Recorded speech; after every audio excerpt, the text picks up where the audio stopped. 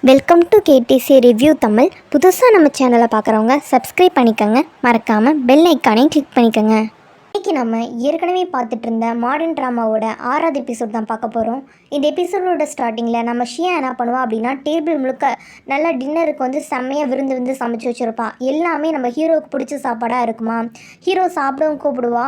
Hero வந்து பார்த்துட்டு எல்லாமே எனக்கு பிடிச்ச சாப்பாடே இருக்கே, என்ன ஸ்பெஷல் இன்றைக்கி, ஏதாவது காரணம் எல்லாம் நீ பண்ண மாட்டியே அப்படின்னு கேட்கும்போது, சும்மா தான் சாப்பிடுங்க அப்படின்ற மாதிரி நம்ம ஷியா சொல்லுவாளாம்.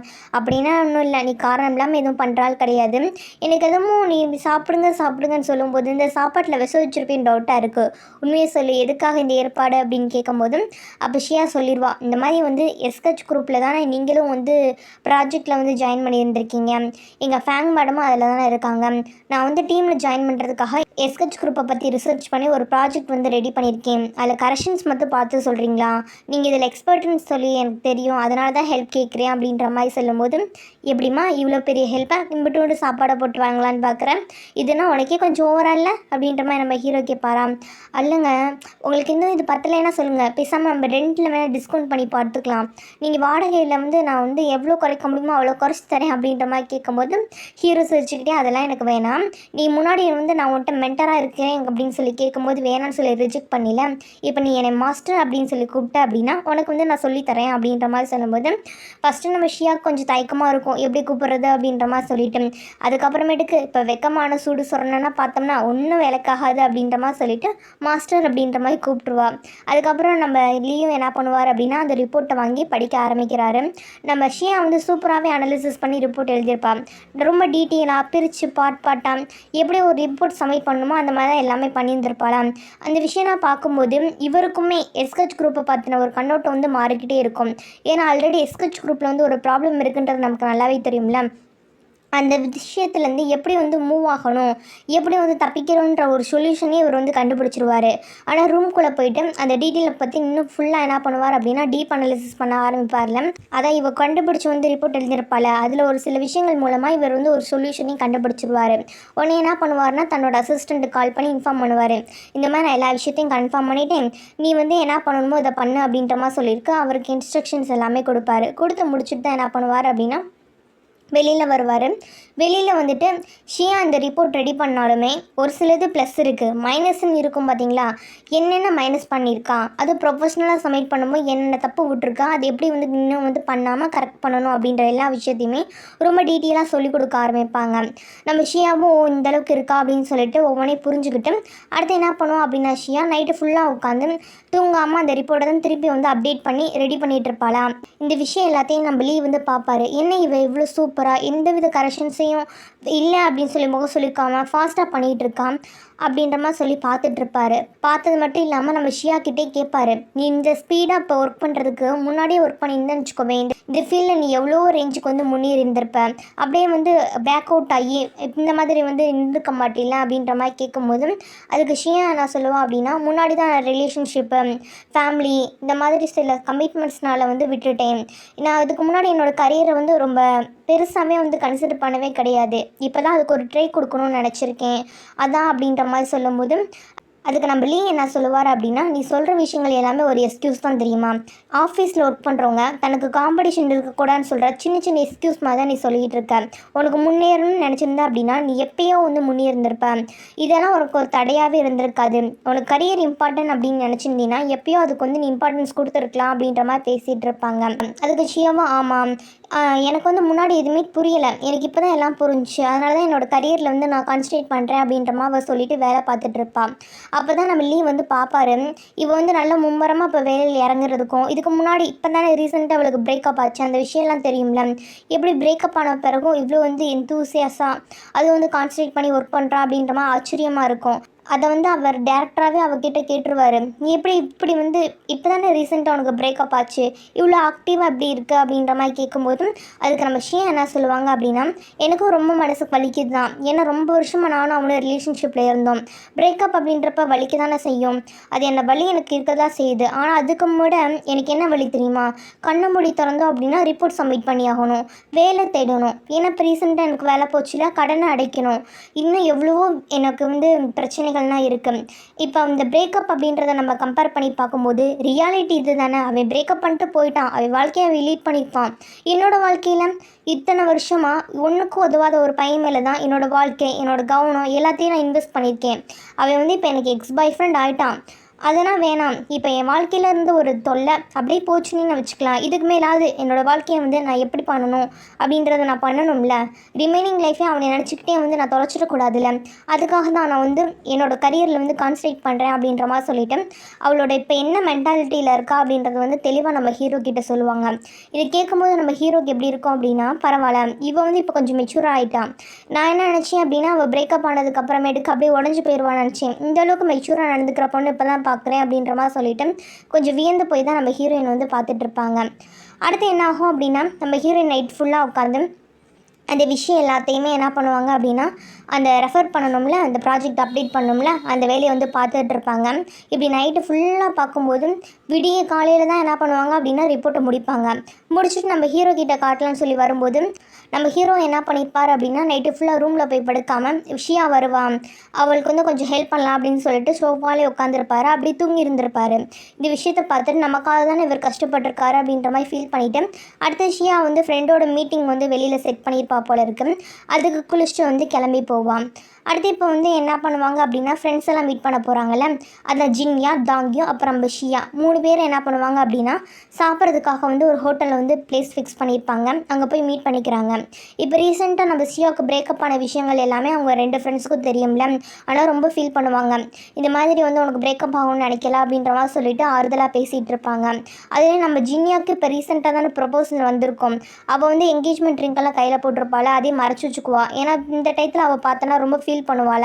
ஓப்பனாக ஃபீல் பண்ணலைன்னா கூட மனசு கஷ்டமாக இருக்கும் அப்படின்னு சொல்லிட்டு அதை காட்டாமல் அப்படியே கொஞ்சம் மறைச்சி வச்சுட்டு இருப்பாங்க.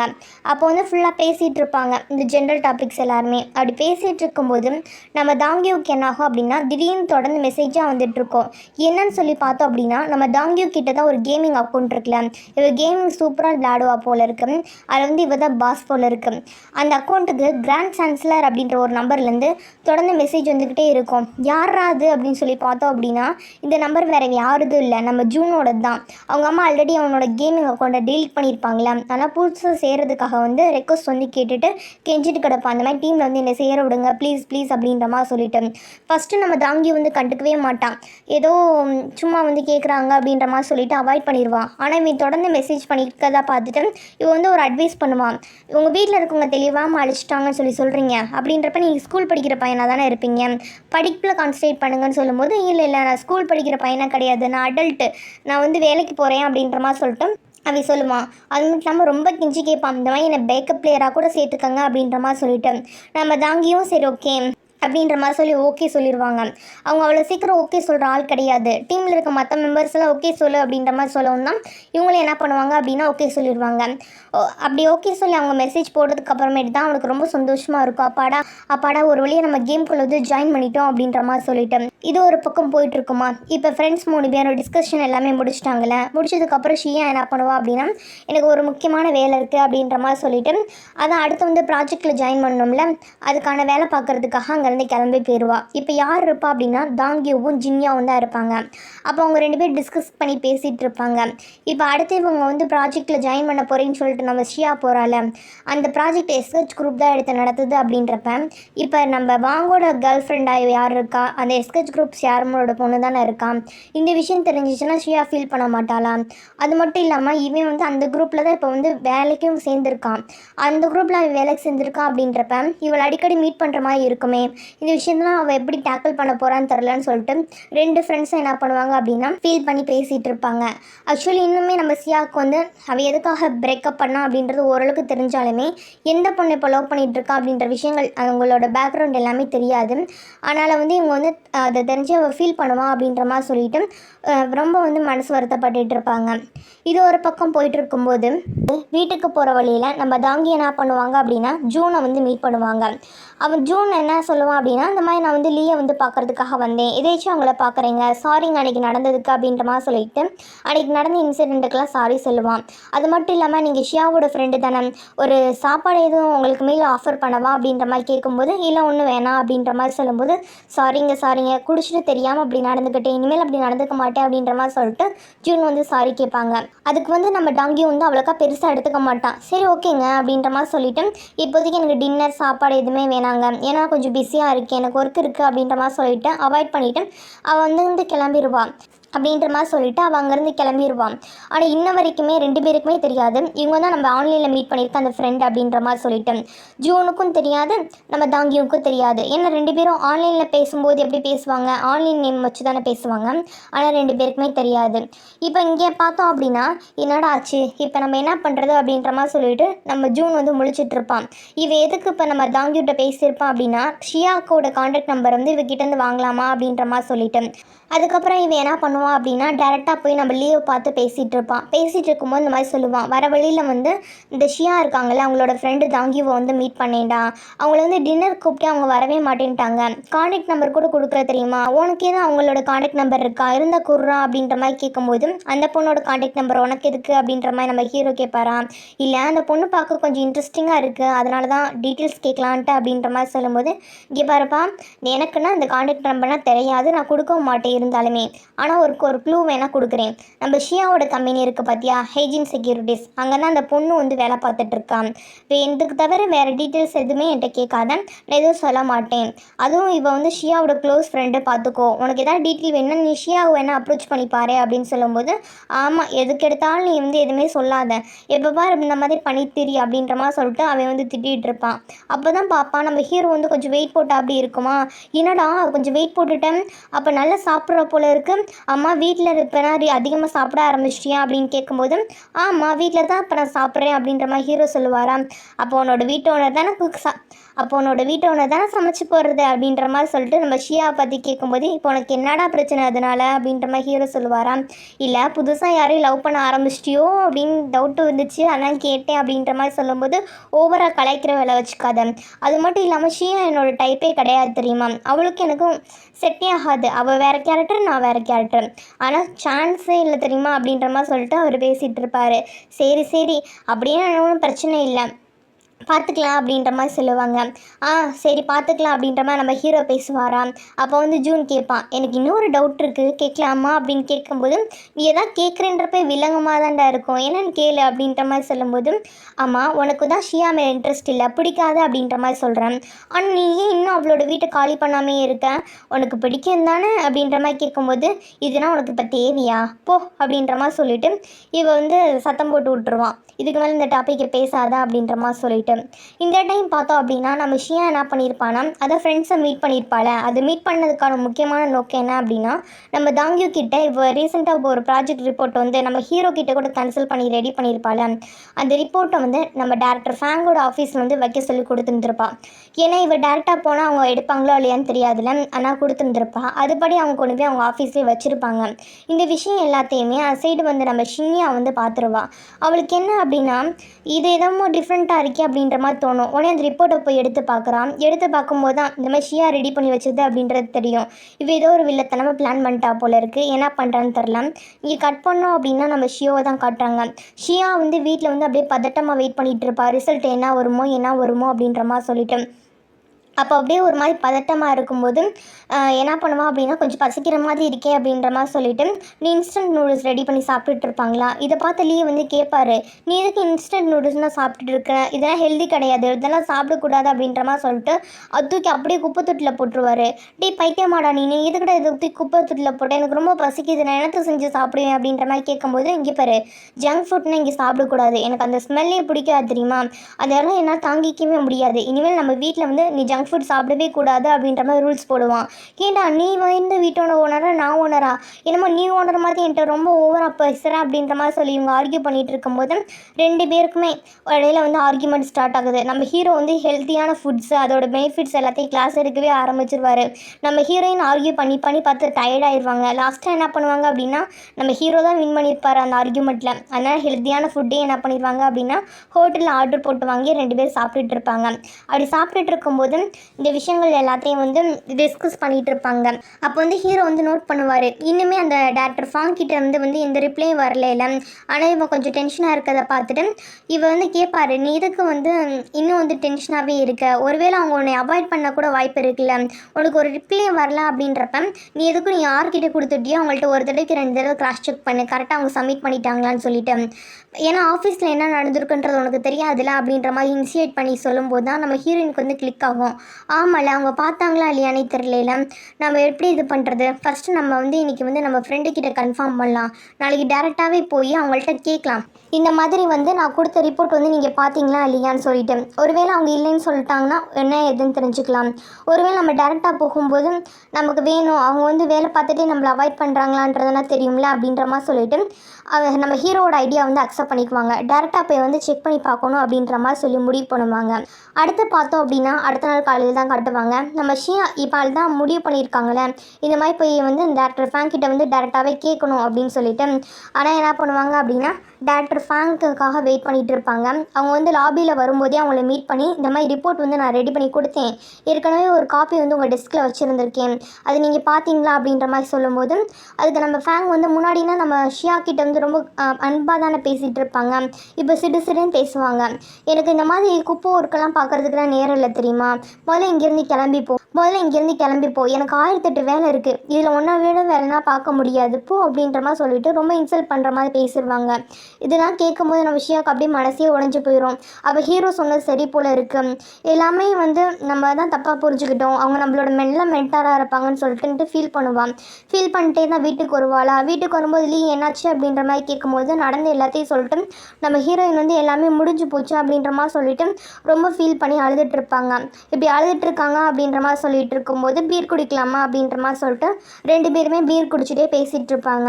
அப்படி பேசிகிட்டு இருக்கும்போது ஒவ்வொருத்தவங்களும் அவங்க சைடு வந்து சொல்லிகிட்டு இருப்பாங்க. அப்போ தான் நம்ம ஹீரோ என்ன சொல்லுவோம் அப்படின்னா, எனக்கும் என்னோடய அப்பாவுக்கும் ரிலேஷன்ஷிப் வந்து சரியில்லை, என்னோடய அம்மா இறந்ததுக்கு அப்புறமேட்டுலேருந்து எங்கள் அப்பா கூட வந்து க்ளோஸாக இருக்கணும் அப்படின்ற மாதிரி ட்ரை பண்ணவே இல்லை அப்படின்ற மாதிரி சொல்லிவிட்டு தான் ஃபேமிலி சைடு இருக்க நெகட்டிவிட்டியை வந்து சொல்லிகிட்டு இருப்பாங்க. இந்த டைம் வந்து நம்ம விஷயம் குடிச்சிருக்கனால அதை கேட்டுட்டு நீ எதுக்கும் ஃபீல் பண்ணாத, எனக்கும் என்னோடய இறந்து போன அம்மாவோட ஞாபகம் தான் வருது அப்படின்ற மாதிரி சொல்லிவிட்டு அவங்களும் அதை நினச்சி ஃபீல் பண்ணி பேசிகிட்டு இருப்பாங்க. பேசுனது மட்டும் இல்லாமல் இப்போ நடந்த விஷயங்கள் ரீசெண்டாக நிறைய அவங்க அனுபவிச்சிட்டாங்க, அதெல்லாம் தாங்கிக்க முடியாமல் உடஞ்சி போய் அழகாக ஆரம்பிப்பாங்க. என்னோடய வாழ்க்கையில் ஏன் தான் அப்படியெல்லாம் இருக்குன்னே தெரில, வாழ்க்கையில் நான் பெஸ்ட்டாக இந்த வருஷம் வந்து ட்ரை பண்ணணும்னு நினச்சேனோ அந்த மாதிரி பெஸ்ட்டு பீரியட் எல்லாத்தையுமே வெட்டியாக ஒருத்தன் மேலே வந்து வேஸ்ட் பண்ணிட்டேன். அந்த ரிலேஷன்ஷிப்பாக நல்லா ஆச்சா அப்படின்னு சொல்லி பார்த்தோம் அப்படின்னா அவன் என்னை பிரேக்கப் பண்ணிட்டு போயிட்டான். இப்போ வாழ்க்கையிலையும் தோற்று போயிட்டுருக்கேன். இப்போ எனக்கு என்ன பண்ணுறதுனே தெரில, நான் யூஸ்லெஸ் மாதிரி எனக்கு ஃபீல் ஆகுது. ஏன்னா என்கிட்ட வந்து நான் என் லைஃப்பில் வந்து ரொம்ப பெஸ்ட்டாக இருக்கும் அப்படின்னா என்னோடய காதல் இருக்கும், என் பாய் ஃப்ரெண்ட் இருப்பான்னு சொல்லி பார்த்தேன், ஆனால் அதுவுமே என்னை விட்டு போயிடுச்சு. என்னோடய பாய் ஃப்ரெண்டும் போயிட்டான், என்னோடய வேலையும் போயிடுச்சு. இப்போ பார்த்தோம் அப்படின்னா எனக்கு மிச்சம் இருக்கிறது கடை மட்டும்தான், என்ன பண்ண போகிறேன்னே தெரில அப்படின்ற மாதிரி சொல்லிட்டு ஃபீல் பண்ணிட்டு ரொம்ப கத்தி அழுதுட்டு இருப்பாளாம். நம்ம லீ வந்து இது எல்லாத்தையும் பார்த்துட்டே தான் இருப்பான். அப்படியே அழுதுகிட்டே இருந்தவன் வந்து ஒரு கட்டத்தில் ரொம்ப டயர்டாகி அப்படியே தூங்குறத விட மயங்கி விழுந்துருவான். அப்போ லீ தான் என்ன பண்ணுவான் அப்படின்னா ரொம்ப கொஞ்ச நாள்லேயே ஃபேஸ் பண்ணிட்டால நிறைய விஷயம் அப்படின்ற மாதிரி சொல்லிட்டு மெதுவாக தூக்கிட்டு போயிட்டு அவளோட ரூமில் படுக்க வச்சு நல்லா டேக் கேர் பண்ணி பார்த்துக்குவான். ரொம்ப வந்து கேர் பண்ணி தான் நம்ம ஹீரோ வந்து பார்த்துக்குவான். கொஞ்சம் கொஞ்சமாக நம்ம ஹீரோயினை பிடிக்க ஆரம்பிச்சிருச்சேன் என்ன தெரில, அப்படி நல்லா கேர் பண்ணி பார்த்துக்குவான். அடுத்து பார்த்தோம் அப்படின்னா அடுத்த நாள் காலையில் தான் காட்டுவாங்க. டேரக்டர் ஃபேங் என்ன பண்ணுவாங்க அப்படின்னா ஆஃபீஸில் வந்து ஒரு அர்ஜென்ட் மீட்டிங் வந்து போட்டிருப்பாங்க. போட்டது மட்டும் இல்லாமல் இங்கே வந்து ரொம்ப டாப் லெவலில் இன்வெஸ்ட்மெண்ட் அனாலிசிஸ்ட்னா இருப்பாங்கள்ல, அவங்க எல்லோரும் கூப்பிட்டு வந்து சத்தம் போட்டுட்ருப்பாங்க. நீங்கள் என்ன வேலை பார்க்குறீங்க, ஒரு ரிப்போர்ட் கேட்டு எவ்வளோ நாள் ஆச்சு, ஒரு ரிப்போர்ட் கூட உருப்படியாக அவங்களால கொண்டு வர முடியல அப்படின்ற மாதிரி சொல்லிவிட்டு அவங்க வந்து என்ன பண்ணுவாங்க அப்படின்னா நம்ம ஷியாவோட ரிப்போர்ட்டை காட்டி இது எல்லாத்தையும் ஒரு காப்பி எல்லோரும் பாருங்கள், இப்போ வந்து நம்ம வேணாம் ரிஜெக்ட் பண்ணி துரத்தி விட்ட ஒரு பொண்ணு இந்த அளவுக்கு ரிப்போர்ட் ரெடி பண்ணுறா அப்படின்றப்ப நீங்கள் ஏன்னா வேஸ்ட்டு தானே, உங்கள் எல்லாராலையும் அவளோட 1% கூட உங்களால் ரிப்போர்ட்டை ரெடி பண்ணி தர முடியல அப்படின்ற மாதிரி சொல்லிட்டு எல்லாரையும் பிடிச்சி கற்றுன்னு கத்தி விட்ருவாங்க. உங்களுக்கு கொஞ்ச நாள் தான் டைம், சீக்கிரமாக போயிட்டு ஃபாஸ்ட்டாக வந்து ப்ராஜெக்ட் ரிப்போர்ட்டை வந்து இம்ப்ரூவ் பண்ணி எடுத்துடுவாங்க, எனக்கு ரிசல்ட் தான் முக்கியம் அப்படின்ற மாதிரி சொல்லிட்டு எல்லாத்தையும் வந்து சத்தம் போட்டு விட்ருவாங்க. சத்தம் போட்டது மட்டும் இல்லாமல் நம்ம ஷின்யாவை தனியாக கூப்பிட்டு கேட்பாங்க, ஆமாம்மா நீ வந்து இல்லீகலாக நம்ம ஆஃபீஸ்குள்ளே நிறைய வேலை பார்த்துட்டு இருக்க மாதிரி தெரியுது, இந்த மாதிரி வேலைகள்னால் வச்சுக்காத, ஏன் டேபிளில் இருக்க ஒரு விஷயத்த எனக்கு தெரியாமல் எப்படி எடுக்கலாம் அப்படின்ற மாதிரி சொல்லிவிட்டு ஆக்சுவலாக அந்த ரிப்போர்ட் வந்து முடிக்க நம்ம ஃபேங் மேடம் வந்து பார்த்துருக்க மாட்டாங்க போல இருக்குது, இவ எடுத்து வந்துருப்பா போல இருக்குது. அதை காட்டி வந்து திட்டுவாங்க. இதுக்கு மேற்பட்டு இந்த மாதிரி நடந்துக்காதா அப்படின்ற மாதிரி சொல்லி வான் பண்ணி விட்டுட்டு இருப்பாங்க. இந்த மாதிரி ஆஃபீஸில் போயிட்டுருக்கு இந்த டைம் வந்து வீட்டில் நம்ம ஹீரோயினுக்கு வந்து ஒரு மாதிரி பக்குன்னு இருக்கும். என்னடா அது இன்னும் ரிசல்ட்டை சொல்லலை, ஒரு வேளை நமக்கு வந்து வேலை கொடுப்பாங்களா இல்லையானே தெரியலையா அப்படின்ற மாதிரி சொல்லிட்டு ரொம்ப வந்து ஃபீல் பண்ணிகிட்டு இருப்பாங்க. அந்த டைம் பார்த்து இவங்களுக்கு கம்பெனிலேருந்து வந்து நியூஸ் வரும், இது மாதிரி வந்து வாங்க அப்படின்ற மாதிரி சொல்லிட்டு. உடனே இவளுக்கு வந்து ரொம்ப சந்தோஷமாயிரும். அப்போ கம்பெனியில் வந்து நம்ம ரிப்போர்ட்டை பார்த்துருப்பாங்க, நம்ம ப்ராஜெக்ட் பிடிச்சிருச்சு போல இருக்குது, ஆனால் திருப்பி ரீஜாயின் பண்ண கூப்பிட்றாங்க போல் அப்படின்ற மாதிரி சொல்லிட்டு ரொம்ப சந்தோஷமாக இப்போ ஆஃபீஸில் வந்து இவங்க இந்த மாதிரி நம்ம ஹீரோயினை மட்டப்படுத்தி பேசினாங்களா, அந்த விஷயம் எதுவுமே தெரியாமல் அவங்க வந்து நம்ம நல்லா ட்ரீட் பண்ணுவாங்க அப்படின்ற மாதிரி நினச்சிட்டு ரொம்ப சந்தோஷமாக அவங்களோட இத்தனை வருஷமாக ஒர்க் பண்ணியிருப்பாங்களா அந்த ஆஃபீஸ்க்கு வந்து கிளம்பி போவாங்க. இதோட என்ன ஆகுது அப்படின்னா இந்த எபிசோட் வந்து முடியுது. அடுத்து என்னாகும், ஆஃபீஸில் என்ன தான் பிரச்சனை போகுதுன்றதை அடுத்து வர எபிசோடுகளில் வந்து பார்க்கலாம்.